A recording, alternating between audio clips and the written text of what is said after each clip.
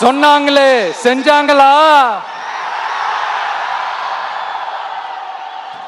அதாவது ஒரு படத்துல நம்ம வடிவேல் சார் இந்த எம்டி பாக்கெட்டை எடுத்து இப்படி காட்டுவார் தெரியுமா?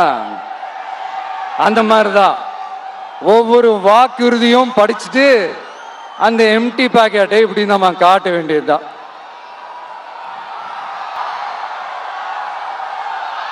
சொன்னாங்களே செஞ்சாங்களா?